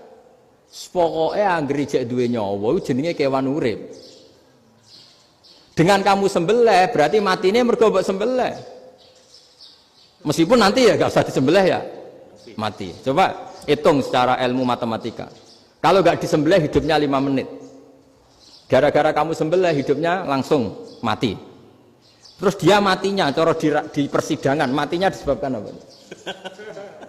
Disebabkan disembelih apa kecelakaan? Loh, ya debat toh kamu. Sama-sama UMM aja debat.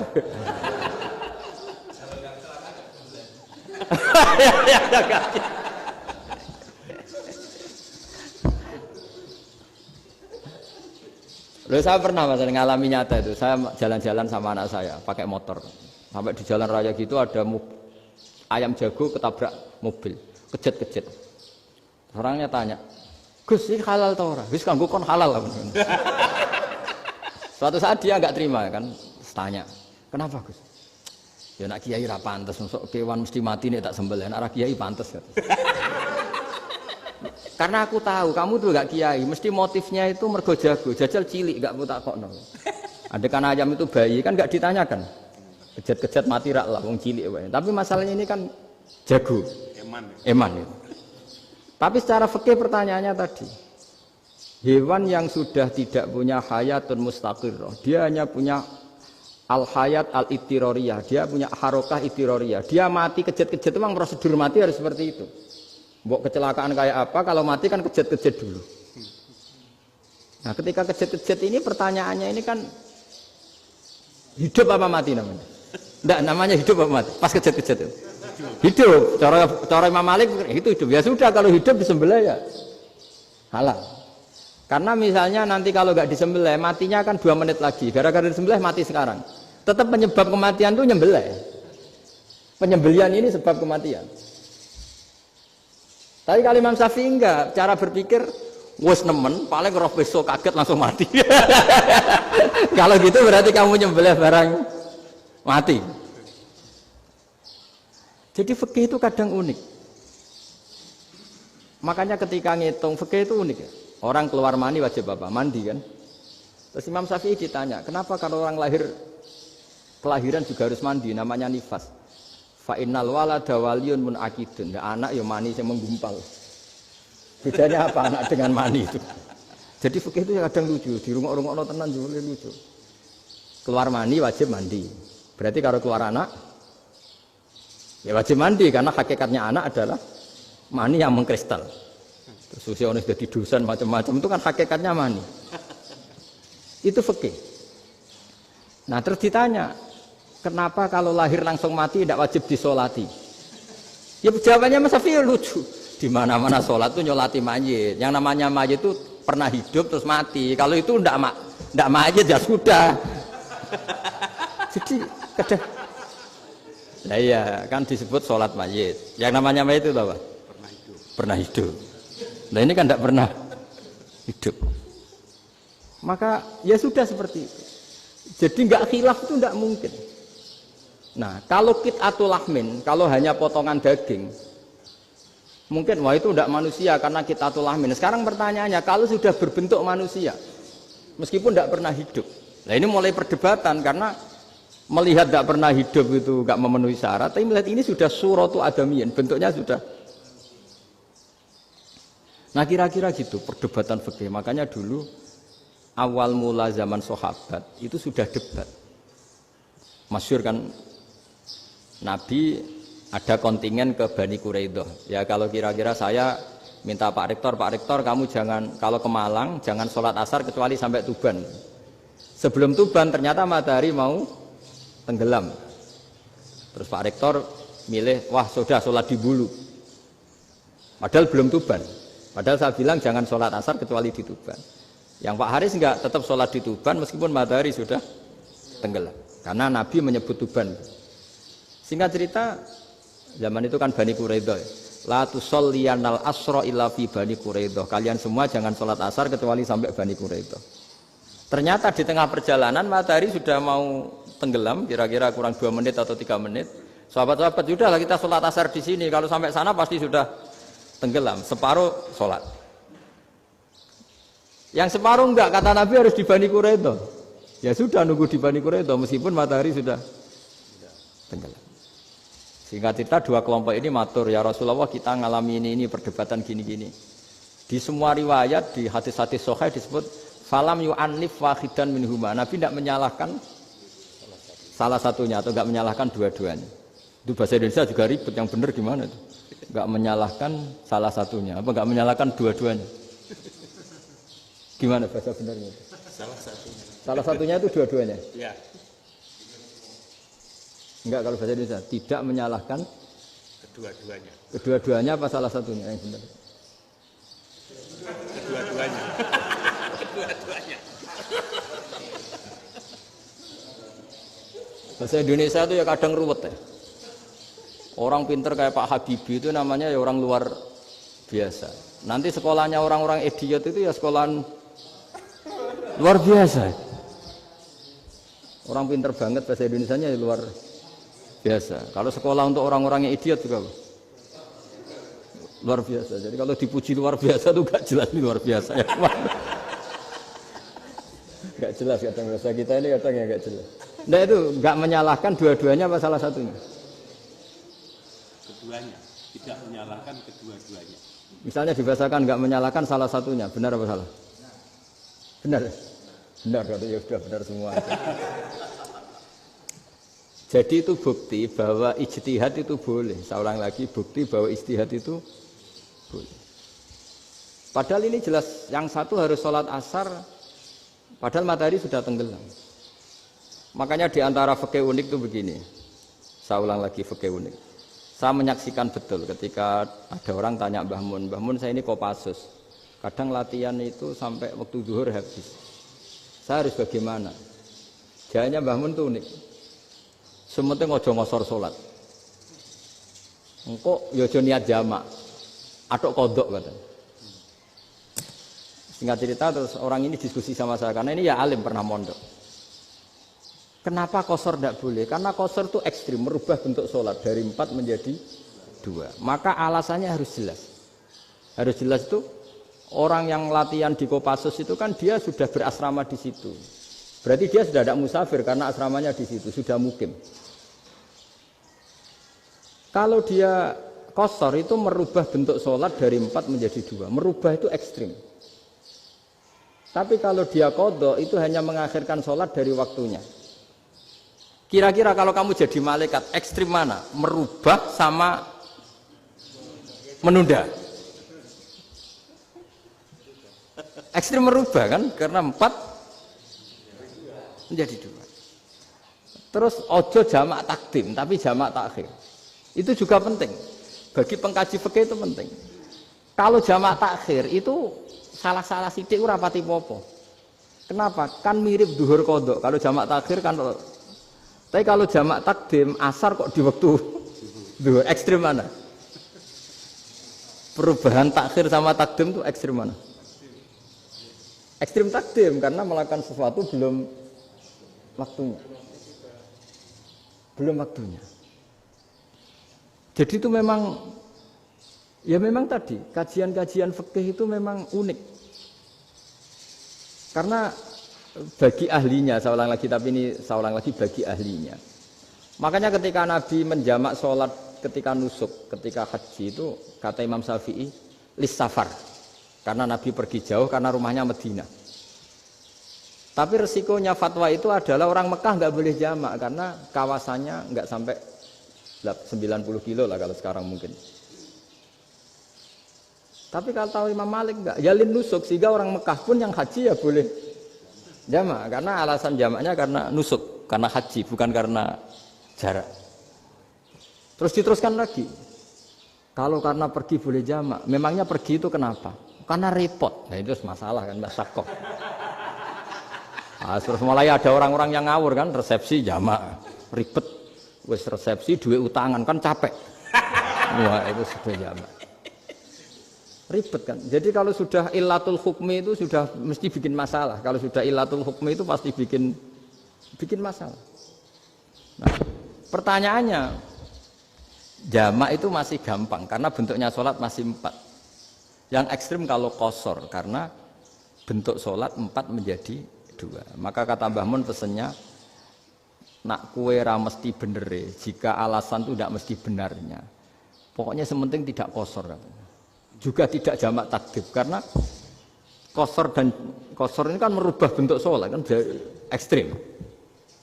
Jamak takdim juga ekstrim karena mendahulukan sholat sebelum waktunya. Kalau jamak takhir kan biasa, kalaupun salah kan mirip kodok. Ya mirip kodok biasa kan. Nah ini saya cerita, jadi fikih itu bagi ahlinya itu memang punya konsekuensi yang seperti itu. Makanya pertanyaannya misalnya, bagaimana hukumnya penyembelihan lewat mesin? Ya ribet kan. Bagaimana nyembelih dari apa ini? Belakang. Saya baca di kitab-kitab nyembelih dari belakang itu ya hukumnya tetap boleh asal apa itu hulkum dan mari itu terpotong. Tapi pertanyaannya, jangan-jangan ayamnya sudah kaget dulu karena uratnya ini. Makanya perlu ditanya ahli medis, setelah uratnya tercabut ini jangan-jangan sudah berstatus mati. Kan potensi ketika dipotong dari sini, potensi sudah berstatus mati. Makanya, nah kalau misalnya menyembelih dengan dibuat itu langsung mati juga. Itu tetap ada dokhtoh, kalau dalam bahasa fikih dokhtoh. Dia terkaget, begitu, ada dokhtoh karena nggak bisa bernafas terus mati. Berarti kelangsungannya bangkai. Jadi orang yang pengkaji fikih itu ya seperti itu, memang itu yang ditekuni. Tapi kita sebagai orang awam ya tadi, nak sing kecelakaan itu wedhus, ayam jago ngeman, tapi nak pitik cilik ikhlas.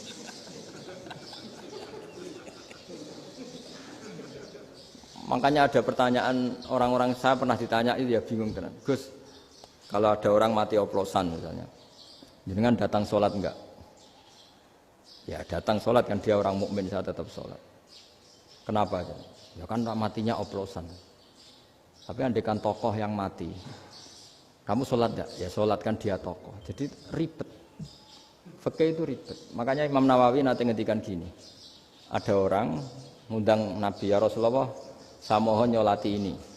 Nabi tanya, punya utang enggak? Punya. Nabi, saya enggak mau nyolati mayit yang punya utang. Terus ada sahabat datang, ya Rasulullah, utang itu tak ambil alih kami. Berarti dia sudah tidak punya utang. Terus Nabi kerso nyolati. Pertanyaannya, utang itu hal yang boleh. Saya ulangi, utang itu hal yang boleh. Tapi kenapa Nabi se-ekstrim itu? Tapi ketika Nabi mau kondur itu ngendikan gini, ini PR ya bagi UMM ini PR ya. Nabi sebelum kondur bilang gini, sallu ala sahibikum. Jong saya tidak nyolati ini, tapi tolong ini disolati. Terus kata Imam Nawawi, dianalogikan atau dikiaskan siapapun pelaku dosa besar atau mati dalam keadaan tidak benar. Misalnya pas dugem mati, pas oplosan mati. Itu sebaiknya tokoh-tokoh itu enggak nyolati karena nanti dianggap penghormatan. Misalnya ketua PP Muhammadiyah rektor nyolati wong mati oplosan kan keren. Mati oplosan disolati rektor. Ya sudah, tapi kalau enggak disolati nanti ada tradisi yang keliru yaitu janazatul muslim tidak ngalami disolati. Padahal siapapun yang muslim janazahnya harus disolati. Makanya setengah-tengah ya rasa rektor lah, bu satpam, bu satpam itu tetap ada yang sholat gitu. Itu kata Imam Nawawi. Jadi ketika ada orang mati nggak benar, itu sebaiknya tokoh-tokohnya nggak ikut nyolati, tapi awamun nas orang kebanyakan ikut sholat. Jadi fikih itu agak jelimet karena tadi ketika tokoh ini nyolati, pertanyaannya bedanya apa mbek sing mati ning masjid mbek mati oplosan? Karena sama-sama semua orang nyolati, kan tidak ada sanksi sosial itu. Tapi ketika nggak disolatkan sama sekali, wah lebih parah lagi. Ini ada janazatul muslim tidak disolati. Sehingga kata Imam Nawawi, ini hebatnya Nabi tengah-tengah. Jadi Nabi kundur, jong saya ada nyolati, tapi shollu ala sahibikum. Ya tapi ini kamu harus nyolati. Kata Imam Nawawi, orang yang mati bunuh diri, orang yang mati oplosan, orang mati secara nggak benar itu asal dia muslim tetap wajib disolati karena solat ini hakul muslim. Kan seorang muslim diantara haknya apa? Ketika mati dikafani, dimandikan, disolat. Tapi ini masalah matinya pas murtakibul kabiroh, pas melakukan dosa besar. Dan itu sebab kematiannya. Kalau dia oplosan, kan sebab matinya ya karena oplosan. Ya kan terus ribet. Mau disolati oleh, apalagi misalnya kita ketua ulama, kemudian terkenal wali. Wah keren, mati oplosan disolati wali, kan ribet kan. Nanti yang repot malaikatnya. Itu ya, ini yang nggak kata bahaya. Saya pernah baca kitab itu yang repot malaikatnya. Itu ada yang bilang gini, orang yang punya hutang itu pasti nanti hisabnya berat. Diaudit malaikat sampai bisa nyaur hutangnya. Sementara malaikat kena konstitusi, kalau Nabi mendoakan harus mustajab. Ini kan ada dua hukum yang berlawanan. Sekali Nabi berdoa, wa maghfir lahu warhamhu, itu harus dituruti malaikat. Nggak boleh doanya Nabi nggak dituruti malaikat. Sementara aturan Islam juga harus dituruti bahwa orang yang punya hutang harus tersandra oleh hutangnya. Tapi nak sing dunia Pak Haris kan, nggak TNO, nggak ngefek gitu. Jadi misalnya Pak Haris dungo sampai nangis semua maghfir lahu kan, nggak ngefek. Malaikat nggak itu, nggak sudah lah. Tapi kalau Nabi yang berdoa kan harus dituruti. Ini masalahnya kan itu. Nah kalau diturutin berarti hutangnya harus bebas. Padahal secara aturan harus tersandra karena punya hutang. Dan nanti sama kalau yang mati oplosan ini yang doain wali, kok wali sampai Allah maghfir lahu. Doanya wali kan harus terkabul. Sementara secara hukum dia harus kena sanksi karena oplosan tadi. Daripada ngerepotno malaikat, sudahlah wali-wali ini tidak usah ikut nyolatin. Yang nyolati ya orang-orang nggak jelas ini, sehingga kan malaikat kan santai aja kalau mau nyiksa. Loh tapi kan sudah didoain, nggak ngefek. Karena doanya orang-orang nggak penting. Itu ada tuh di sarah Muslim itu. Di sarah Muslim di bab ketika Nabi ngintikan babu qauli Rasulullah sallallahu alaihi wasallam, shallu ala sahibikum. Jadi belajar fikih itu asik. Karena tadi harus dipelajari. Kalau enggak, ilmu ini hilang. Terus nanti takutnya lagi ilmu fikih itu direduksi sosial. Terus misalnya gini, pepe wong cilik wae kiai-kiai ra gelem nyolati. Orang melihatnya ini karena yang oplosan wong cilik om larat ra disolati. Jajal bupati ya disolati, mergo amplope gede-gede kan terus ruwet kalau dianalisis gitu kan ruwet. Makanya kenapa saya harus ngomong fikih supaya semuanya itu enggak didudukkan urusan sosial itu. Nah kalau semuanya didudukkan sosial kan sentimennya sentimen sosial. Ribet. Padahal yang sering mati oplosan itu kan wong cilik gitu loh, karena tadi kalau wong sugih kan pakai whisky yang mahal yang insya Allah tidak mati kan gitu. Yang mati kan ya mergo Virtus macam-macam itu kan. Artinya ini kalau nggak diterangkan secara fikih, kiai-kiai yang nggak datang dikira masalah sosial kan. PP salam tempel era gede terus nggak datang kan terus jadi ribet. Ya makanya ini lewat pengajian ini supaya sampean lebih tahu ya bahwa khazanah Islam ini kata beberapa ulama kafatal linnas, maknanya semuanya, sehingga Allah akan mentakdirkan kajian Islam akan ada di seluruh dunia. Jadi kenapa IAIN marak di Indonesia, UMM, Universitas NU banyak, karena agama ini kafatal linnas, tidak miliknya orang Arab tapi milik semua. Orang alimnya juga gitu. Ketika ada liga alim seluruh dunia, itu orang Indonesia, orang Afrika, ya selalu ada orang alim yang kelas dunia. Seperti dulu ada Imam Bukhari, itu as-sakhul kutub ba'da kitabillah. Kitab terbaik setelah Quran itu Bukhari. Padahal dikarang oleh orang Uzbek. Kata siapa? Islam As-Sobyan, orang Arab ngakui kalau kita paling sahih itu Bukhari. Mekah Madinah pun ngakui kalau kita paling sahih Bukhari. Padahal pengarangnya ada orang Arab. Orang mana? Uzbek. Imam Ghazali yang diakui seluruh dunia itu At-Tus itu ikut Persia. Juga bukan orang Arab. Sibawai, ya orang Persia. Nah ini yang belum ada orang Malang ini, tinggal PR ini. Ya, nyusul ya. Ya, saya kira demikian. Assalamualaikum warahmatullahi wabarakatuh.